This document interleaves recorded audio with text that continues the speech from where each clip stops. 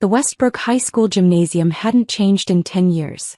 Same squeaking floorboards, same faded banners, same social hierarchy, now dressed in designer clothes instead of varsity jackets. I adjusted my simple black blazer, feeling oddly calm as I walked into my 10-year reunion. The welcome class of 2015 banner hung crookedly above a table where Amanda Chin, former class president, now a successful real estate mogul, according to her Instagram, checked names off a list. "Oh my God," she squealed with practiced surprise. David Parker. You actually came."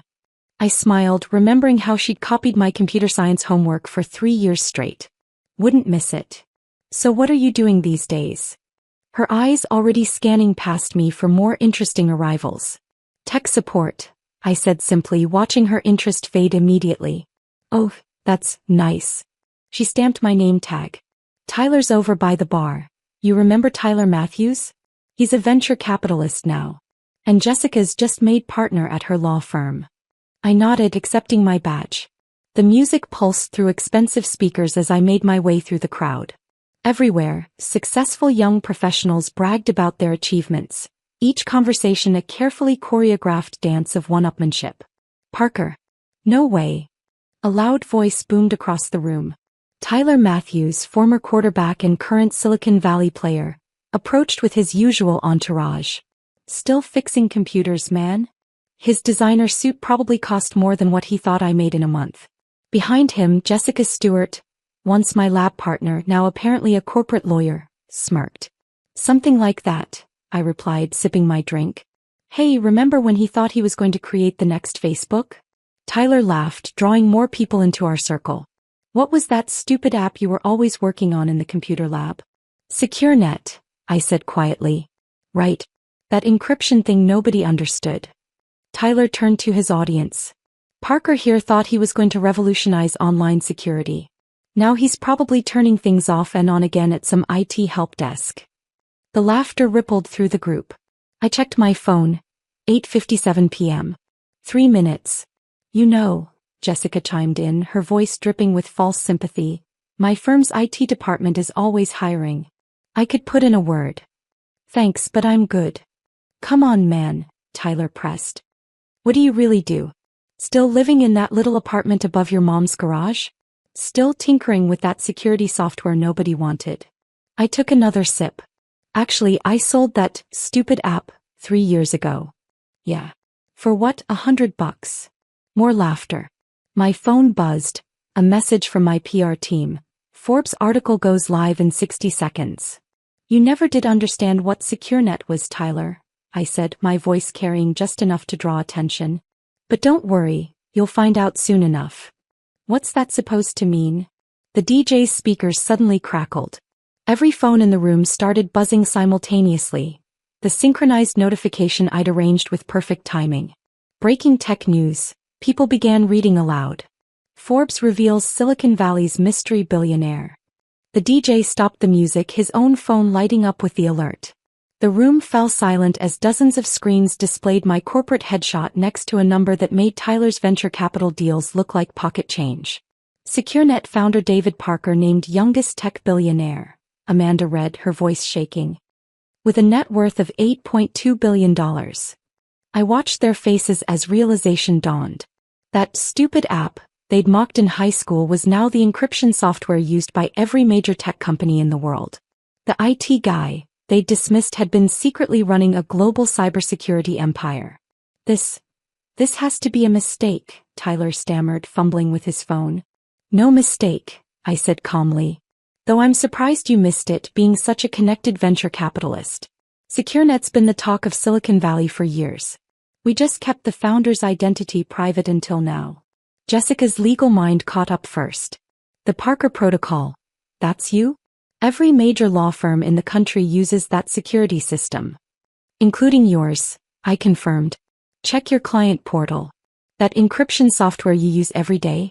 I developed the prototype in that computer lab you all used to laugh about." The room had gone completely still, every eye fixed on either me or the Forbes article that was now spreading across social media like wildfire. But you said you did tech support," Amanda sputtered. "I do. For my own company. Every CEO should understand their product from the ground up, don't you think? Tyler's face had turned an interesting shade of pale. Listen, man, about what I said before. I held up my hand.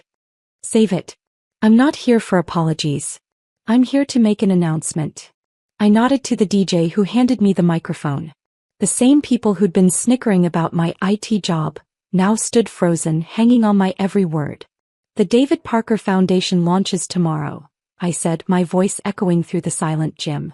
A $500 million initiative to fund technology education in underprivileged schools. Because somewhere out there, another kid is sitting in a computer lab, being told their dreams are stupid. I'm going to make sure they have the resources I never had. I handed back the microphone, enjoying the stunned silence. Now, if you'll excuse me, I have a board meeting in Singapore in 12 hours. My jet's waiting. As I turned to leave, I caught Tyler's reflection in the gymnasium window. The former quarterback who'd spent 4 years shoving me into lockers now looked very, very small in his $1,000 suit. The sleek Tesla parked outside the gymnasium attracted whispers as I walked toward it. My driver, James, who was also my first employee and now head of operations, opened the door with a knowing smile. How'd it go, Mr. Parker? Exactly as planned. I loosened my tie, thinking back to how we'd orchestrated this moment. Flashback, 3 years earlier. The Silicon Valley office space couldn't have been more different from Westbrook High's computer lab. Floor-to-ceiling windows overlooked the Bay Area, and dozens of engineers worked on systems that protected trillion-dollar transactions. The acquisition offers are getting aggressive, James said, dropping a stack of folders on my desk. Google's offering $2 billion. Facebook's at $2.50. Microsoft just up to $3. I shook my head. We're not selling. David, these are numbers that could set up generations of your family. I pulled up our latest encryption algorithm on my dual monitors. This isn't about money. SecureNet isn't just another app. It's going to change how the world handles digital security. The board's pushing for a public face, James continued. Investors want to know who's behind the Parker Protocol. I thought about Tyler's venture capital newsletter, which had dismissed SecureNet as a minor player last month. About Jessica's law firm, which now depended on our software without knowing its creator. About all those years of being underestimated. We'll go public, I said finally. But not yet. First, we build something so big they can't ignore it. The next 3 years were a blur of global expansion, strategic acquisitions, and technological breakthroughs. SecureNet grew from cybersecurity into artificial intelligence, quantum computing, and digital infrastructure. We kept my identity hidden behind holding companies and private trusts. The media called me tech's invisible billionaire. Speculation ran wild, but no one suspected the IT guy, who occasionally posted about computer repair on LinkedIn. I bought my mother a new house but kept my old apartment above her garage as a decoy. Drove a modest car in public while building a collection of supercars in a private garage. Lived 2 lives. The quiet tech support worker and the shadow CEO revolutionizing digital security. Present day. Sir. James interrupted my thoughts. Your sister's calling. I accepted the call on the car's system. Hey Sarah. David, have you seen Twitter? The reunion's trending. Everyone's talking about the reveal. Sarah had been the only one who knew the truth all along. She'd helped maintain my cover, understanding why I needed to build SecureNet my way. How's the foundation setup going? I asked. Perfect timing with the Forbes release. We've already received partnership offers from every major tech company. Even Tyler's venture capital firm sent a proposal. I smiled. Decline that one. Politely. The car pulled into a private airfield where my Gulfstream waited. Another CEO might have flaunted their success earlier, but I'd learned patience in that high school computer lab. My phone buzzed with messages. Amanda Chin requesting a catch-up coffee. Tyler's LinkedIn connection request. Jessica's law firm pitching their services. Local news asking for interviews. What should I do with all these messages? James asked. Forward the business ones to corporate development. The personal ones, let them wait. The plane's interior was a mobile command center. As we took off, screens displayed SecureNet's global operations, data centers in Singapore, research labs in Tel Aviv, cybersecurity teams in London. The foundation announcement is getting massive attention, Sarah reported via video call. Schools are already applying for grants. Good. Start with Westbrook High. Full computer lab upgrade, coding boot camps, cybersecurity curriculum. Feeling sentimental? I thought about future students sitting where I once sat, dreaming big while others doubted them. Let's call it investing in potential. The next few hours were filled with board meetings, strategic planning, and foundation logistics. We were revolutionizing not just technology but opportunity. A news alert caught my attention. Tyler Matthews' VC firm faces security breach. I allowed myself a small smile. They'd ignored our warnings about their outdated systems for months. Should we help them? James asked. Send them our standard contract. Regular rates, no special treatment. Another message popped up, from my old computer science teacher, Mr. Bennett. I always knew SecureNet would change the world. Proud of you, David. He'd been the only one who'd supported my stupid app back then. The foundation's first scholarship would bear his name. As we crossed the Pacific, I reviewed the foundation's mission statement. Empowering the next generation of tech innovators, because every great idea deserves a chance to change the world. The reunion had been more than just a reveal. It was a statement about opportunity, about judging potential, about the power of quiet determination over loud dismissal. My phone buzzed again, Tyler's third attempt to call.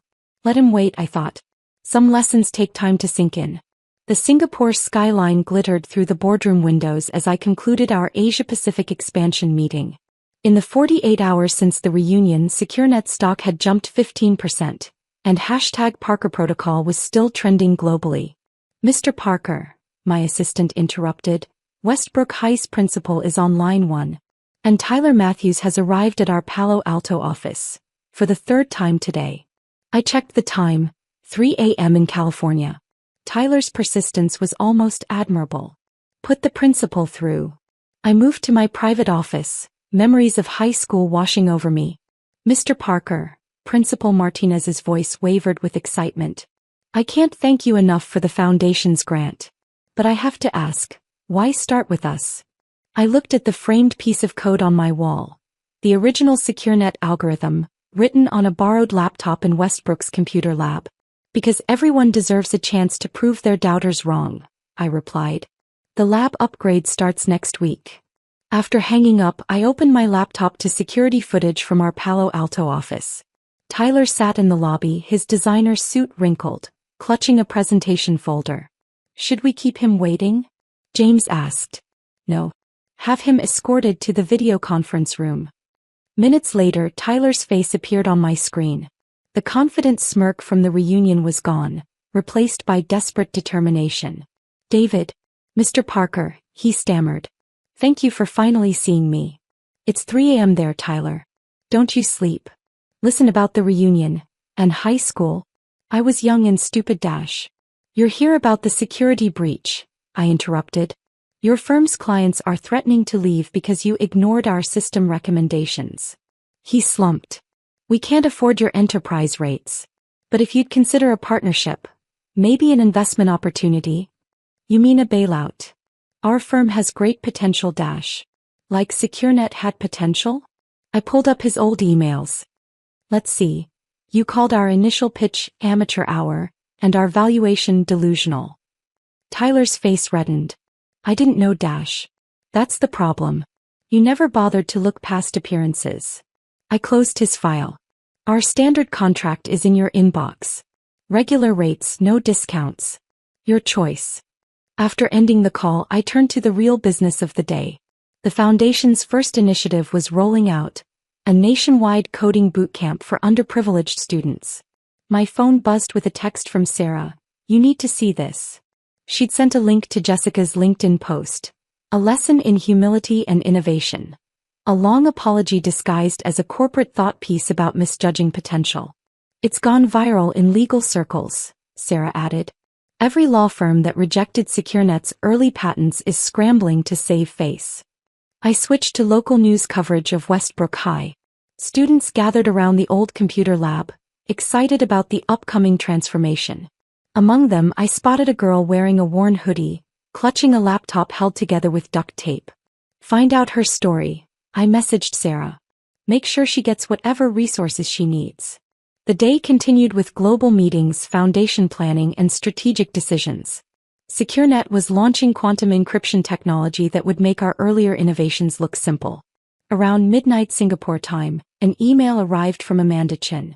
David, I've spent 2 days trying to write this. The real estate empire I bragged about? It's 3 rental properties with underwater mortgages. The success everyone thinks I have. Smoke and mirrors. I know I don't deserve any favors, but would you consider a meeting? Not about business or money. Just to talk about how you stayed true to your vision while we were all pretending to be something we're not. Amanda. Her honesty was unexpected. I forwarded the email to Sarah.